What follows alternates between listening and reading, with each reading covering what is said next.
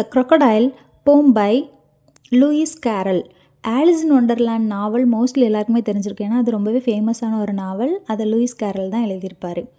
அந்த நாவலில் செகண்ட் சாப்டரில் ஒரு சின்ன பார்ட்டாக வர்றது தான் இந்த த crocodile அப்படிங்கிற போம். அதை நமக்கு லெசனில் கொடுத்துருக்காங்க. First answer, how did the little crocodile improve his shining tail and pour the water of the Nile on every golden scale. Doth அப்படிங்கிறது டஸ்ஸை தான் ஓல்டு இங்கிலீஷில் டத் அப்படின்னு எழுதுவாங்க. ஸோ டஸ்ஸு தான் டத். crocodileனால் நமக்கு தெரியும் முதலை. ஸோ அந்த சின்ன முதலை அந்த crocodile என்ன பண்ணுது அப்படின்னா, அதோட பிரகாசிக்கிற ஷைனிங் டெயில், பிரகாசிக்கிற அதோட வாழை இன்னும் கூட அது என்ன பண்ணுது, இம்ப்ரூவ் பண்ணுது.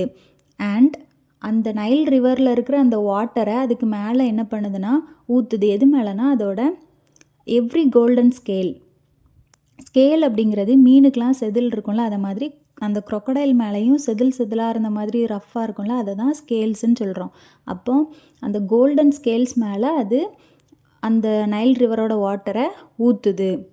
Second stanza, how cheerful he seems to grin, how neatly spreads his claws and welcomes little fishes in with gently smiling jaws.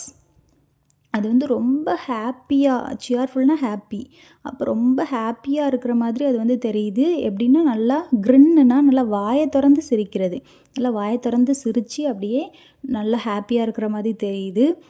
And நீட்டாக அதோட அந்த கிளாஸ், நமக்கு இப்போ ஃபிங்கர்ஸ் இருக்கிற மாதிரி முதலையும் நடந்து போகிறதுக்கு ஃபிங்கர்ஸ் மாதிரியே அதுக்கு இருக்கும்ல, அதோட அந்த காலில், அதுதான் கிளாஸ்ன்னு சொல்கிறோம். அப்போ அந்த கிளாஸை அப்படி நீட்டாக அப்படியே இப்படி விரித்து என்ன பண்ணுதுன்னா அப்படி சிரித்த மாதிரி இருக்குது. அண்ட் என்ன பண்ணுதுன்னா சின்ன லிட்டில் ஃபிஷ்ஷஸ் எல்லாத்தையும் அது வெல்கம் பண்ணுது, உள்ளே வர்றதுக்கு வெல்கம் பண்ணுது. அப்படியே சிரித்த மாதிரி அப்படி இருந்து வெல்கம் பண்ணுது. வித் ஜென்ட்லி ஸ்மைலிங் ஜாஸ், அதோட அந்த தாடையை வந்து அப்படி ஸ்மைல் பண்ணுற மாதிரி, அந்த ஸ்மைலிங் ஜாஸ், அது சிரித்த மாதிரி அதோட தாடையை வச்சு அப்படியே அதை வந்து வெல்கம் பண்ணுது உள்ளே வர சொல்லி. அப்போது ஃபஸ்ட்டு என்ன பண்ணுது, அதோட வாழை நல்லா ஷைன் ஆகிட்டு இருக்கிற வாழை இன்னும் கூட ஷைன் ஆகிறதுக்கு இம்ப்ரூவ் பண்ணுது. அப்புறம் நைல் வாட்டரை அதோட அந்த செதில் மேலெலாம் கோல்டன் கலரில் இருக்கிற அந்த செதிலில் ஊற்றுறதுனால இன்னும் கூட அது என்னாகும், ஷைன் ஆகும். அப்போ மீன் எல்லாமே என்ன பண்ணும், அட்ராக்ட் ஆகி அந்த ஷைன் ஆகிறத பார்த்து வரும். அதுக்காக அப்படி பண்ணுது.